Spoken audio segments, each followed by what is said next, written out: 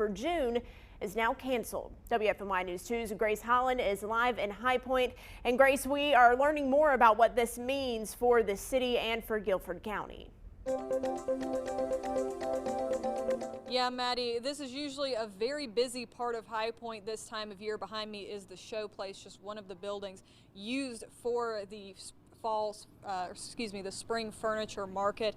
But residents are just now starting to come to terms with what exactly this means for them to have the market canceled. Tens of thousands of people usually head here every spring for the furniture market, and they bring their wallets with them. It was supposed to be held late this month until organizers pushed it back to June, but the market's board says that it's not clear. It's clear now that the restrictions will not be relaxed enough by then to be able to hold it. High Point's mayor says it creates more than $3.3 billion for the Triad. I'm certainly not happy about it. It's a big economic hit, not only to the city, but also to the county and to our state and to our region. It's the biggest economic event in the state of North Carolina every year. He says that hit will come to businesses like restaurants and hotels and mean lower tax revenue for the city and county. So it's likely next year's budgets will also be affected. And the hope in all of this is that the fall market will be able to be held as normal. That is slated for October. Grace, thank you. Let's now take a look at the latest coronavirus numbers in our state. There are more than 5,400 cases of the virus in North Carolina. Sadly, 130 people have died, but the state says nearly 71,000 coronavirus tests have been completed. Numbers across our area look like this. In Alamance County, health officials are reporting 45 cases and no deaths. Davidson County now reports 91 cases and 2 people have died. In Forsyth County, they have 126 cases, but tell us 92 patients have recovered.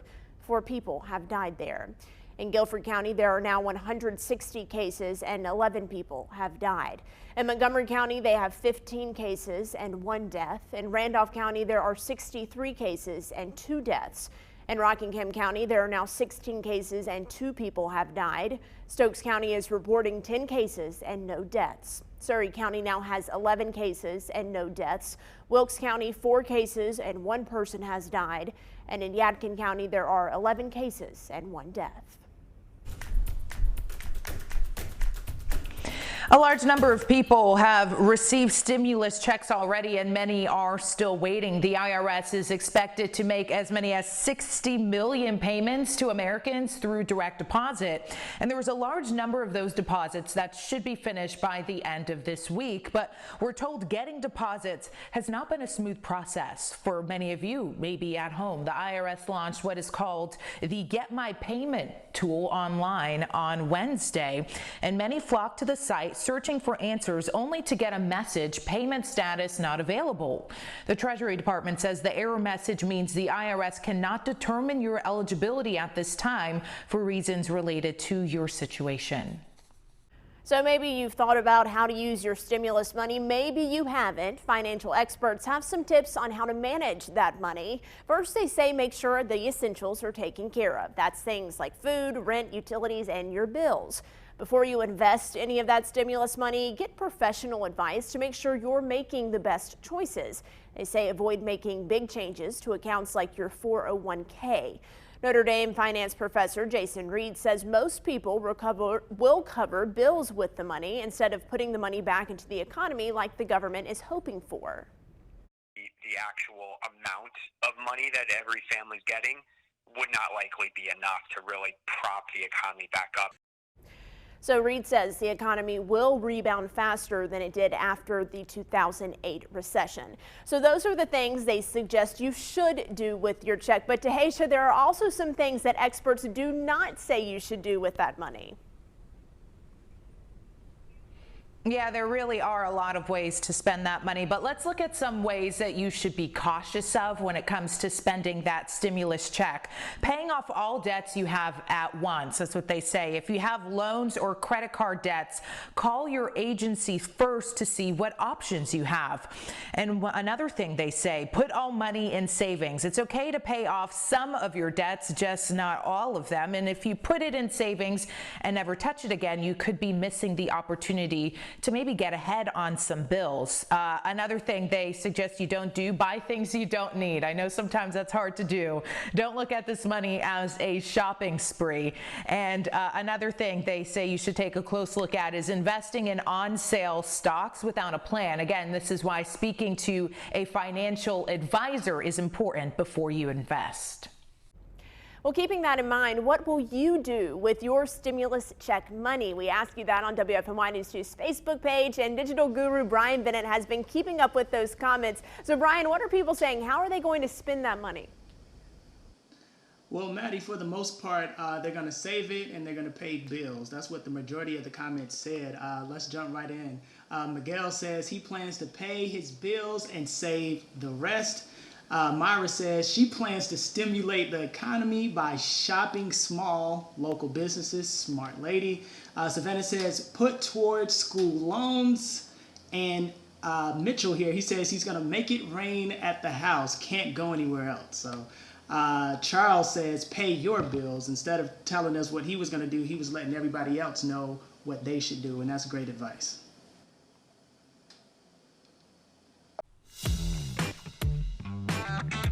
All right, so it is time for our email bag today. We are answering your questions, your comments, your concerns.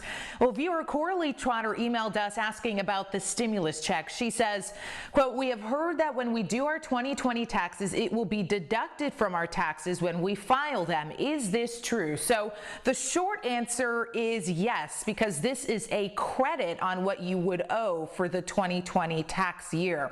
Now let's break that down for you. Say you will have to owe $10,000 in taxes to the federal government next year.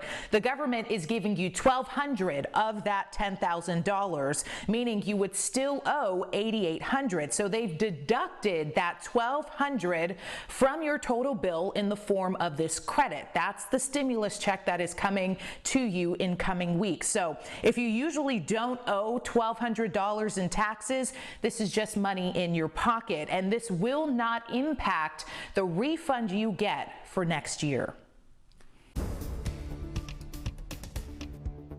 And the forecast temperatures right now, not all that bad. In fact, outside the window, I can hear my kids playing basketball right now. Must not be that bad. 64 degrees in Greensboro, 67 in Burlington, Winston-Salem at 64. These are comfortable. Our normal high temperature is right around 70, so we're a little shy of that, but still, we'll take it. It was cold this morning, though, wasn't it? Cold again tonight. We're looking at clear and cold conditions. Could see some patchy frost, maybe not quite as widespread as last night, but that possibility does exist. 69 for the high tomorrow. That's right on the money of where we should be for the most part. Mostly sunny, but it will be windy, so it will feel colder than that high of 69 degrees. All clear with the satellite and radar combination right now. You can see as we go to our surface chart here, the high pressure is moving off the coast on the left side of that. Our winds will shift a little bit out of the south, and that's why we're on a warming trend. Won't last long, though. That cold front coming in for the weekend, we'll tell you what that means for weekend rain chances coming up. We'll be right back.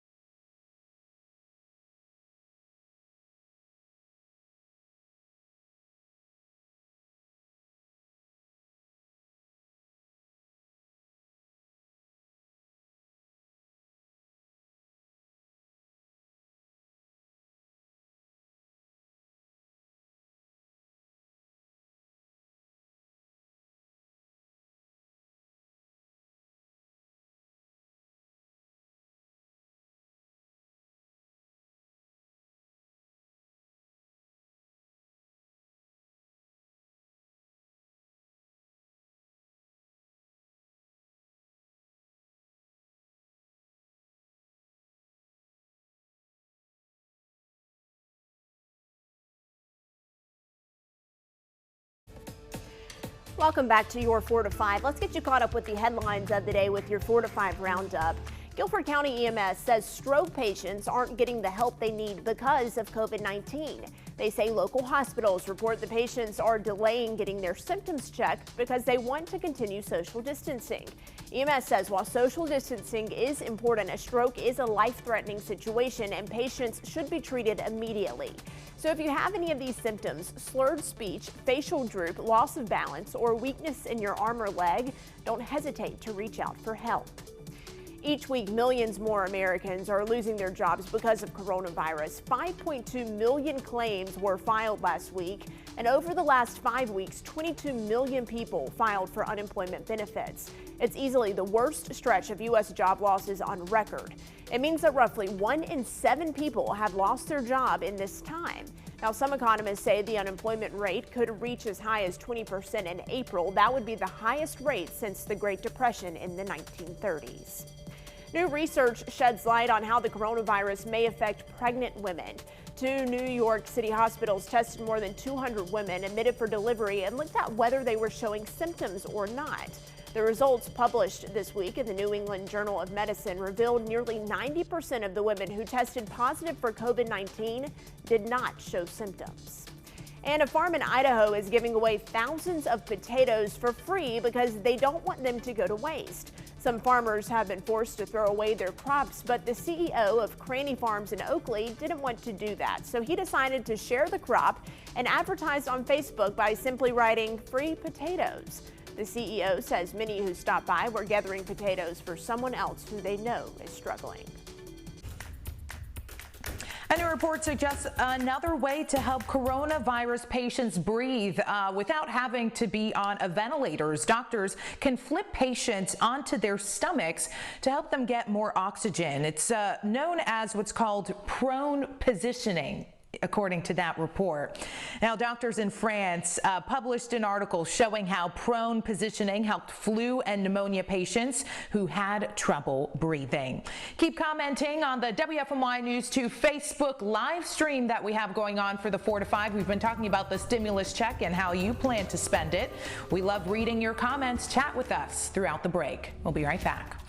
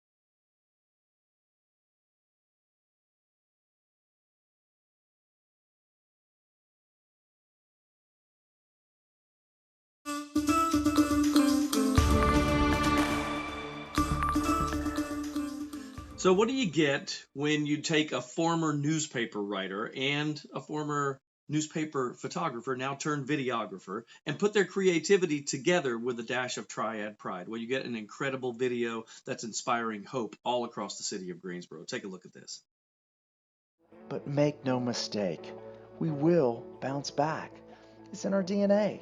So when I first heard about this, I thought, this is the coolest thing ever. I took a look at the video and I said, this is exactly what we need this time with all this mess that we're going through right now. My good friend Jerry Rowe joins us today. Jerry, you and another Jerry joined forces to get this done. Talk about how it happened and what was the reason for doing this.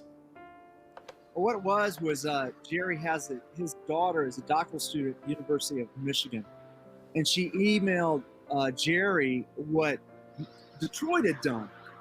I mean, and then Jerry just kind of ran with it. And we all feel helpless because of this novel coronavirus. And we figured, what can we do that could kind of be a balm of some sort for what we're going through, and kind of lit the match and took off with that.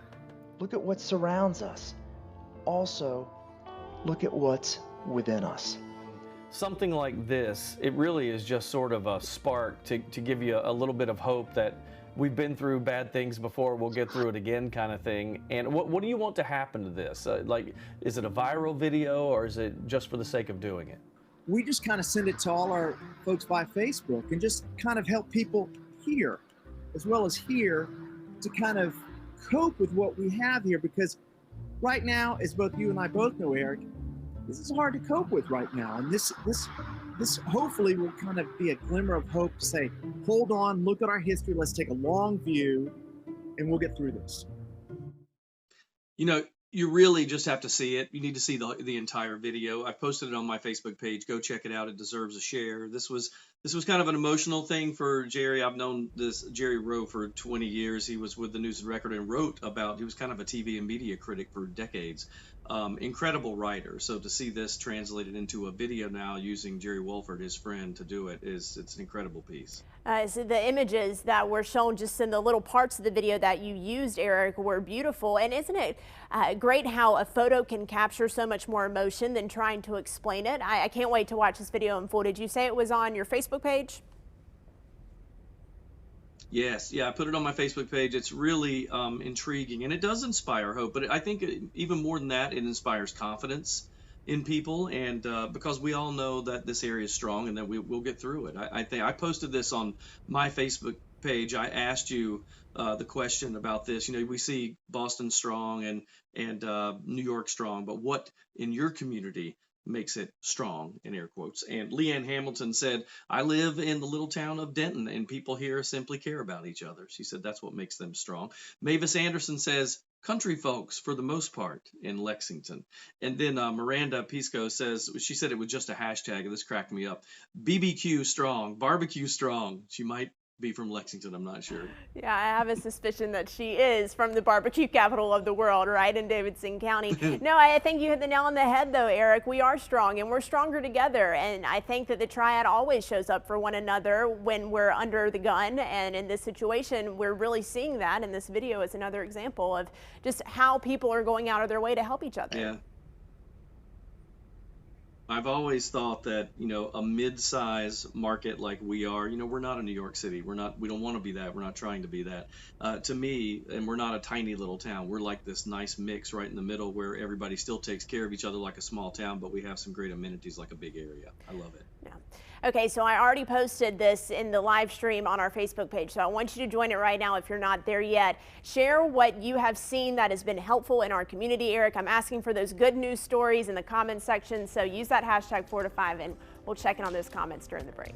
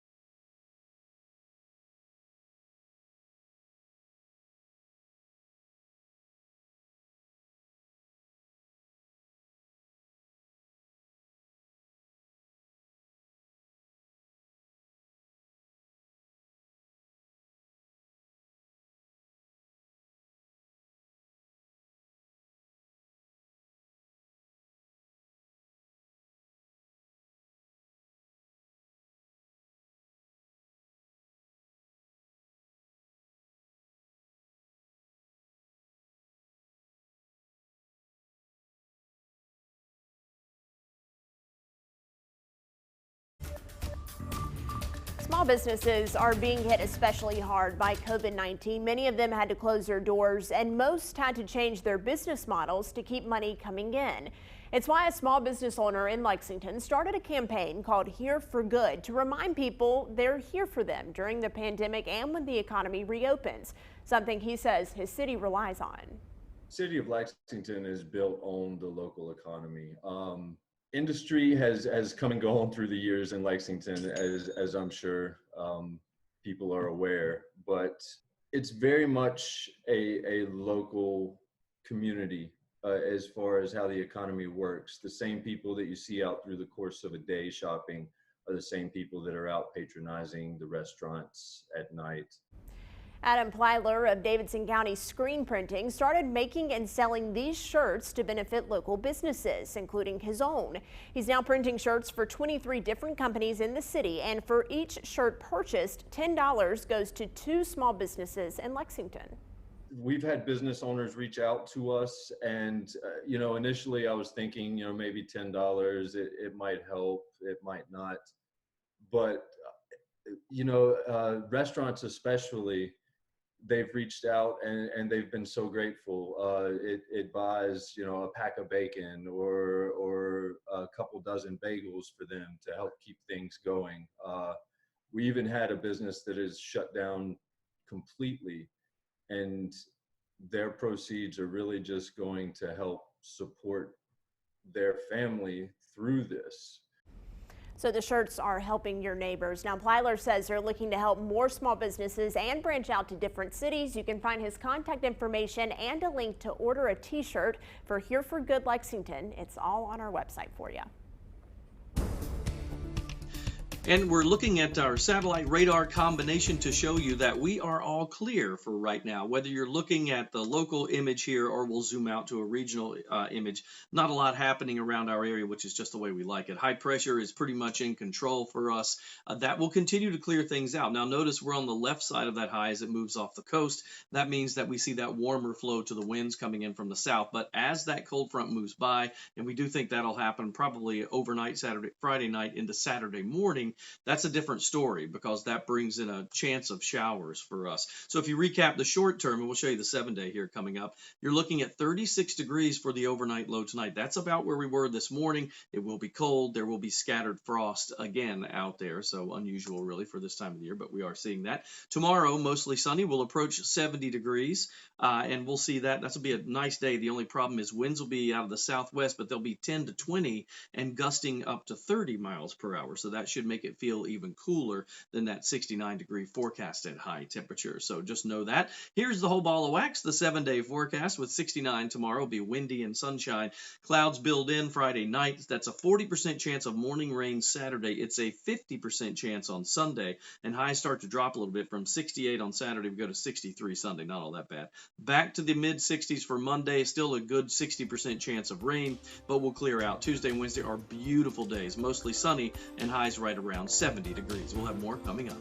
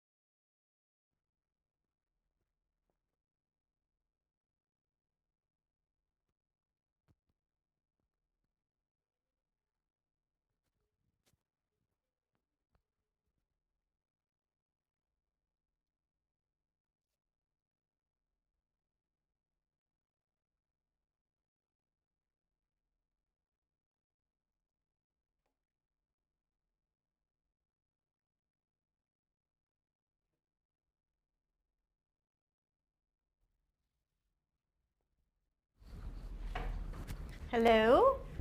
Hi, ice cold milk and an Oreo cookie. They forever go together. Yes.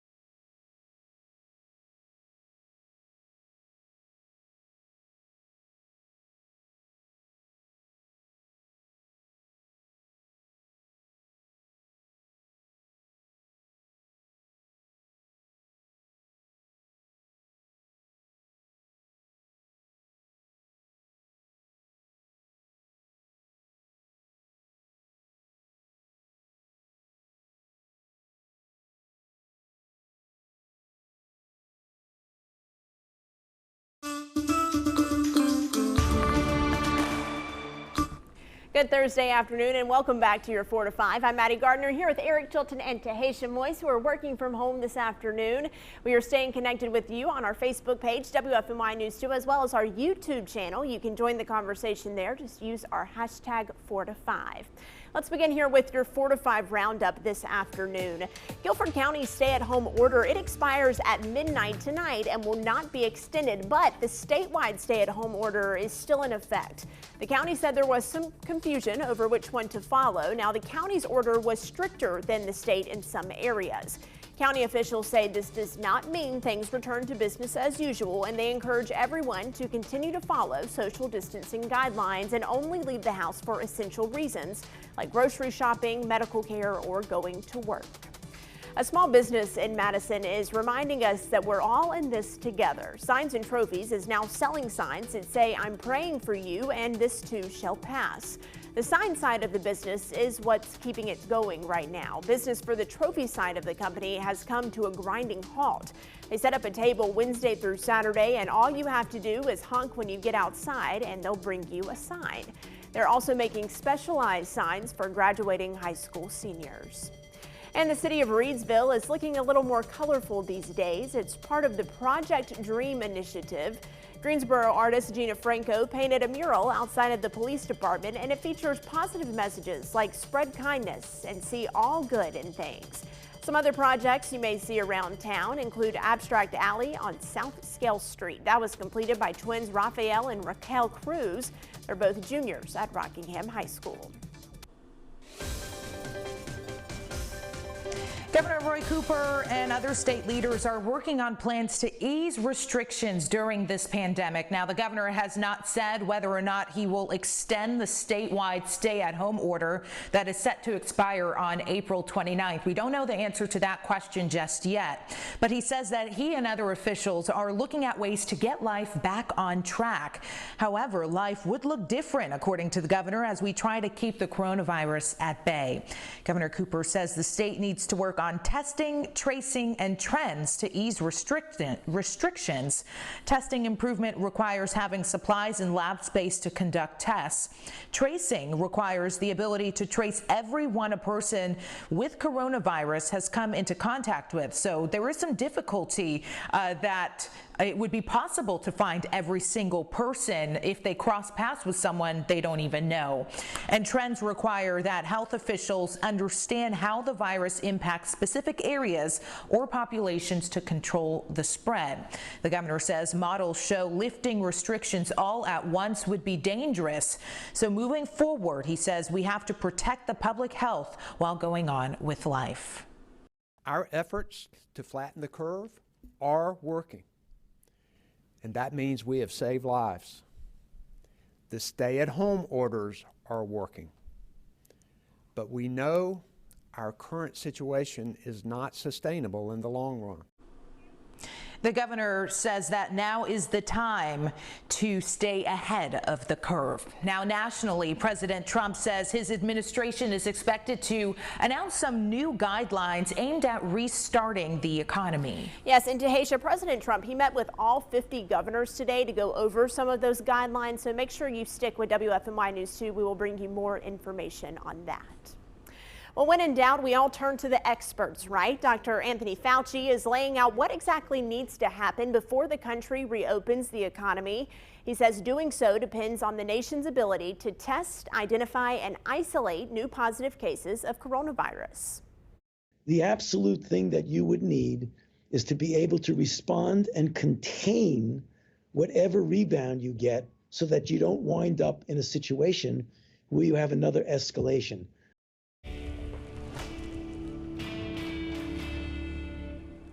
All right, it's time to verify social media speculation about COVID-19's effect on pets. So you may have seen this story on WFMYnews2.com. The Bronx Zoo confirmed that one of its tigers tested positive for coronavirus, and it's the first known infection of an animal here in the U.S. So a News 2 viewer, Donna Robinson, posted on Facebook writing, wanted to verify since the tiger in New York has been diagnosed with COVID-19, are the feline groups more apt to get the virus than dogs or other animals, and can they spread it to humans? So to verify, we reached out to Dr. Janine Oliver. She's a veterinarian and owner of Benacer Animal Hospital in Greensboro. She said yes, cats are more likely than dogs to get coronavirus. In terms of coronaviruses, cats and ferrets are a little more susceptible to them than dogs. In fact, the coronavirus that we used to vaccinate pretty regularly for with dogs is so ubiquitous, so much herd immunity to that it's not really considered even a core vaccine anymore because dogs fight it off really well all on their own. So now to the other part of the question, can pets spread coronavirus to humans? Dr. Oliver agrees with the CDC and saying there's no conclusive evidence of that.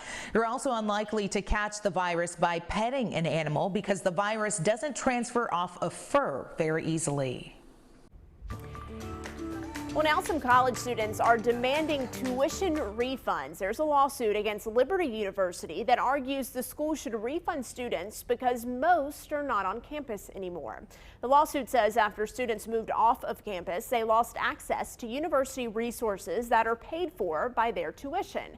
This is not just an issue at Liberty. A Drexel student is suing as well, claiming his tuition funds and on-campus education. And the same has happened for schools in Arizona and Florida. Some schools like the University of Minnesota and New York University have already refunded students. College Board is working on at-home SAT testing in case schools remain closed during the fall. Those tests would be proctored remotely. Now, remote proctoring could include using students' laptops, camera, and microphone to track movements and talking.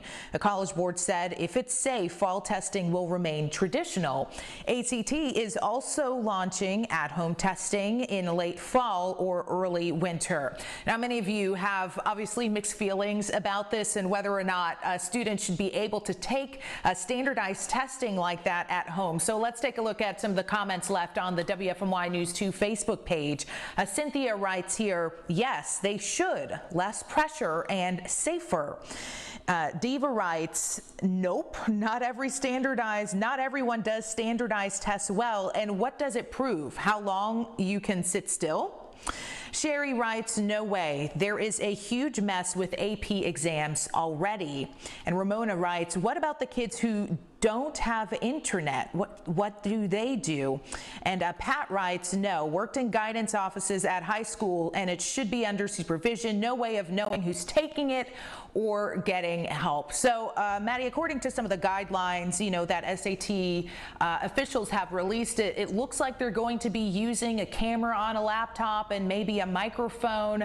But I think one of the viewers brings up a good point on if you don't have access to the internet. So where are you supposed to go to take that testing if, you know, in the fall we're still trying to follow these social distancing guidelines? Yeah, good point there, Tahisha. For me, if I were taking this test, I would not want to take it at my house because I feel like the change in location really just sets a good mindset and kind of puts you in a different environment to take a test. If I'm at home, you know, I have trouble working at home. I can't imagine taking such an important test at home. So we're going to have to keep our eye on that one for sure. All right, speaking of high school seniors, a new social media trend could be putting your personal information at risk. People started to share pictures, their high school senior pictures on social media. They say it's a way to stand in solidarity with the class of 2020 this year. Of course, their senior year looks a little bit different because of COVID-19, but it could be a way to let hackers in, according to the BBB. Even the FBI Charlotte branch says this is dangerous. They tweeted out a warning saying, yeah, it sounds fun to post your senior picture and the name of your high school. It also sounds like a good way for scammers to find out the answer to very common password retrieval questions. They say stay safe on social media and don't give the fraudsters an easy opportunity. Yeah, Tasha, you have to really think about things before you post them and what kind of information it reveals about yourself. Yeah, there's this funny meme that I've seen going online. It's like, you know, participate in this Facebook challenge. And it's like, what was your first car? What street did you live on? And then the answers to that is like, stop giving hackers your personal information. Because when you see these questions, they seem innocent enough. What was your first job? But those are security questions. That's one front. And then the second is, why are you posting your pictures of something you got to experience? For me, it kind of feels like we're rubbing it in the face of these thousands of seniors that may not even be able to experience graduation, you know, the way you and I did. Yeah, you're saying, oh, look at this thing that I did that you won't be able to experience. You're not feeling those vibes, huh?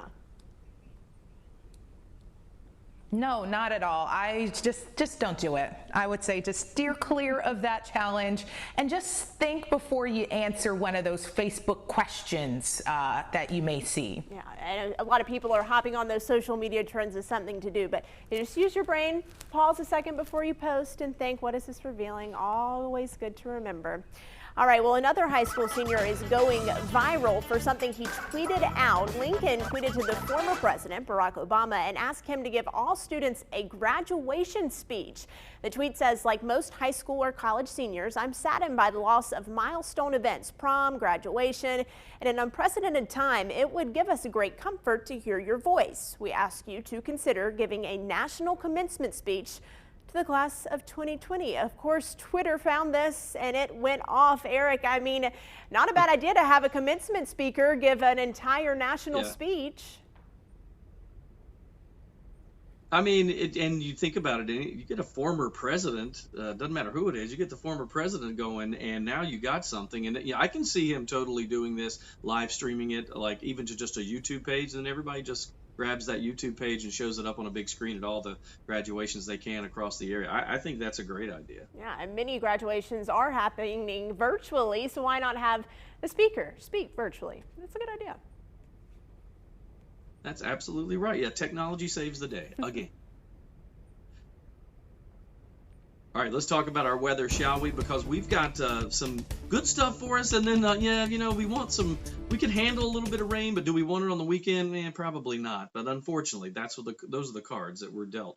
36 will be that overnight low tonight. Get ready for another cold start to your day, just like this morning. Tomorrow's kind of a carbon copy of that, if you're old enough to remember what carbon copies are. 62, I just dated myself. At midday tomorrow, 69 for the high temperature. We do look for lots of sunshine, though, throughout the day. It'll be nice, but the winds are going to play a role. They'll gust up to 20 and maybe even 30 miles per hour out of the southwest. It looks all clear on a satellite radar combination, but just know, even though we warm up to about 70 tomorrow, thereabouts, 69 to 70, that cold front is approaching. It means some showers for our weekend, and we're going to take a look at our 7-day coming up in just a bit. All right, friends, I want you to look at something and tell me, how much is this worth? With 6 people in my house, that would be priceless. Yeah, it is so priceless to me. I actually sang a song about it on one of my Instagram stories. I saw that. It was Little Mermaid, for those of you who did not see it. I need you, Maddie, to put it on your Facebook page right after this is over. Okay, I can do it. Yeah, I'm trying to think back to the last time I saw that video and thinking to myself, wow, I actually think I need to buy some toilet paper because it's been 3 weeks and I'm running low now. Right. So, you know, if you go to buy toilet paper and the price is double than what it was the last time you went, you might think it is price gouging, and maybe it is, but listen to this.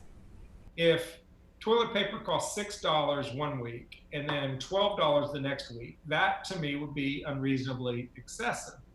But if the store had to pay, instead of $4, they're paying $9 to get the same because it's short everywhere, then the store is really not violating the law. They're trying to meet the demand and they had to pay more to get the product. All right, that's North Carolina Attorney General Josh Stein. Since the governor ordered the state of emergency, the Attorney General's office has received more than 1,300 price gouging complaints, more than half of them related to groceries. Mecklenburg and Wake counties have the most complaints, with Forsyth and then Guilford County. All right, without filing a complaint, the AG can investigate, so a formal complaint is easy to do online. Right towards the top of their page, you'll just fill out and complete the form. You'll want the receipt and the price that you saw for the item. All right, let's move on to the next story, because I know you have questions about stimulus payments. Tonight, we're talking with an expert about stimulus money questions. You can text your questions to 336-379-5775. How do you have to file? Where do you put in your bank account info? Ask all the questions.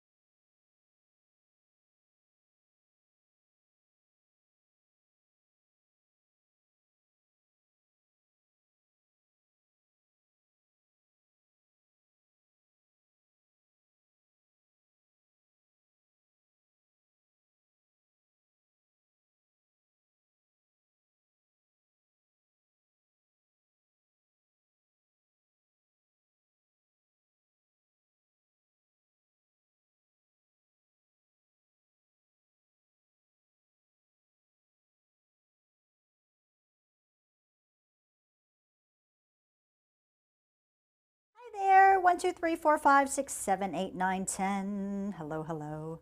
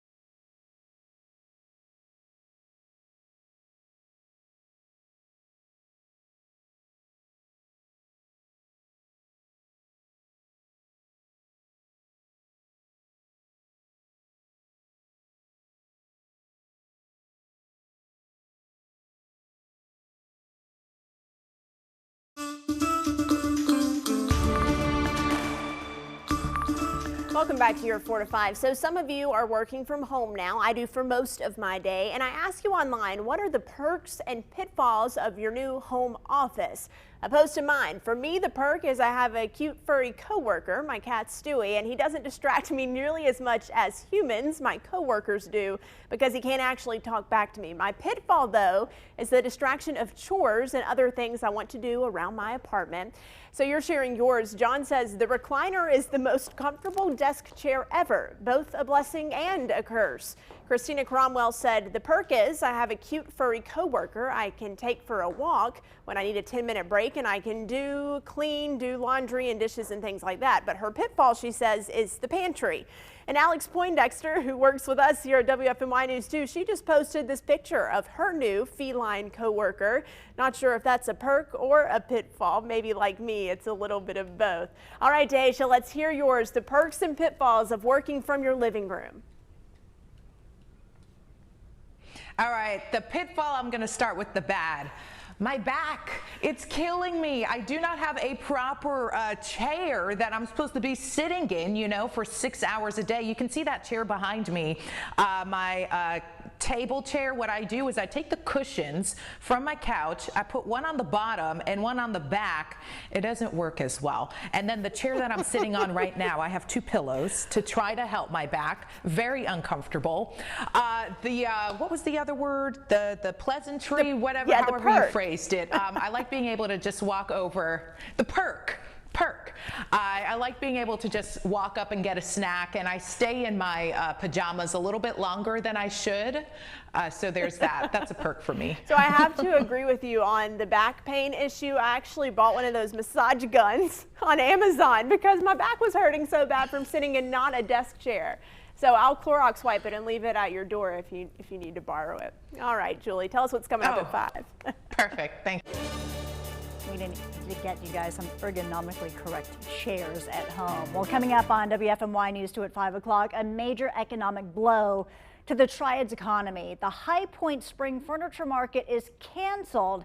It was postponed until June, but the market authority decided to call it off.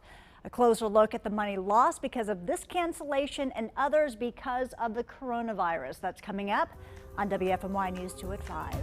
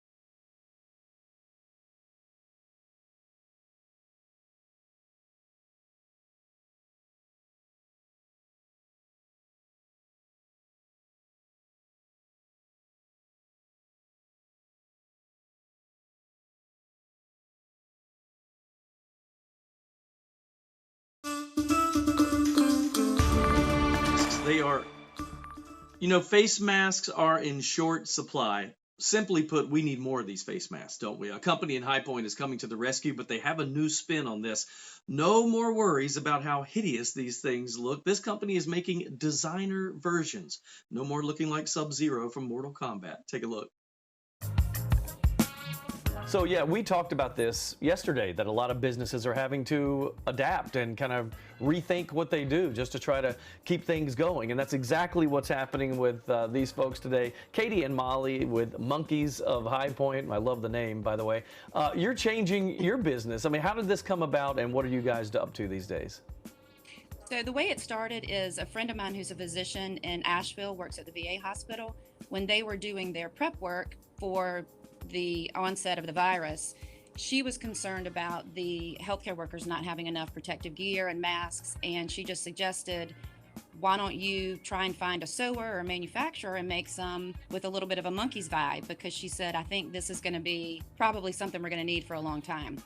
And from there, I just partnered with the manufacturer locally in High Point, and we actually started using last season's clothes and repurposing those to make masks. So I love the fact that you say these are like designer face masks. Talk about that. Like Katie said, at first we used clothing that was out of season, so they definitely had a Monkeys vibe to them. At this point, we are purchasing fabrics, and these are some of the more popular prints that we're making right now. We've got pink camo, floral, this green confetti, and this blue and brown leopard. And then we've been getting a lot of questions about men's masks as well. So we've got the brown camo has probably been the most popular, and blue tie-dye. And we're still looking for some good colors for men too. So, but a lot of men say they'll wear pink, so we'll go with whatever. Perfect. That's what I'm wearing right now. That works. Exactly. Thank you guys. We appreciate it. Great stuff you're doing. Keep up the good work. You know, I mean, whatever works. That's the way we look at it. If we gotta wear them, let's make them fun and fashionable. That's what it's all about. All right, stick around. We've got My 2 Cents coming up in just a few minutes with Maddie Gardner.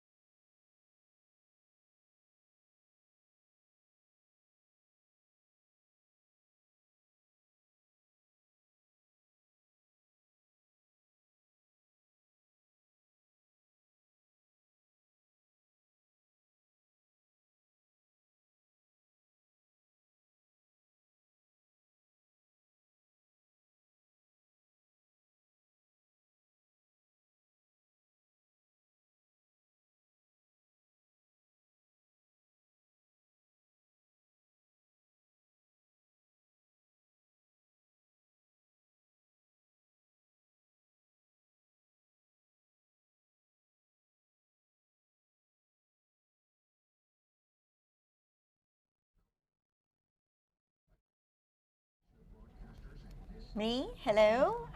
Ice cold milk and an Oreo cookie, they forever go together? Hi, Callie. 1, 2, 3. 1, 2, 3, 4, 5. 1.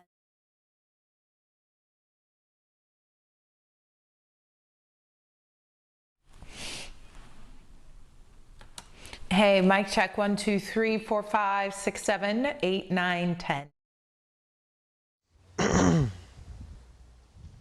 Hello, mic check. Sunny skies outdoors. Longtime Triad residents know just how busy High Point gets during the furniture.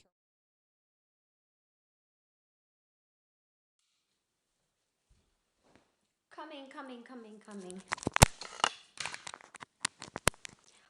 Check 1, 2, 3. Mic check 1, 2, 3, 4, 5, 6, 7, 8, 9, 10. Mic.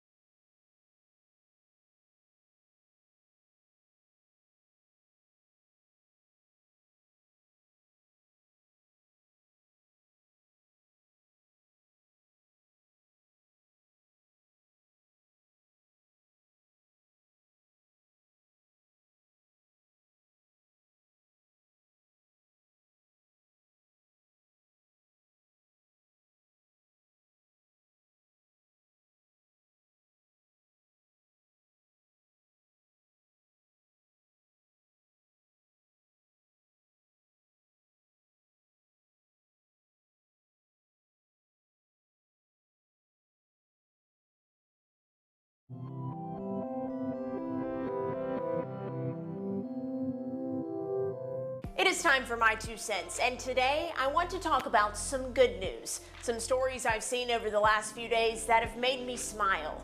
Like the company in Surrey County who's putting up yard signs in front of nursing homes, hospitals, and doctors' offices to offer a little encouragement to those who need it most. Thank you. Thanks, guys.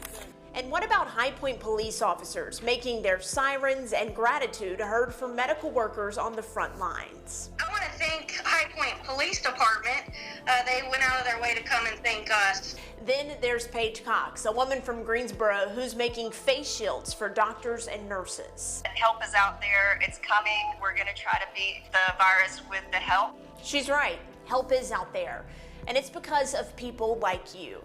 You know, I've said this before about the Piedmont Triad. We show up. When times are tough, we're there to make each other tougher. From food giveaways to Christmas lights in April, we'll get through this and more together. That's my 2 cents, and that's your 4 to 5. WFMY News 2 at 5 starts now.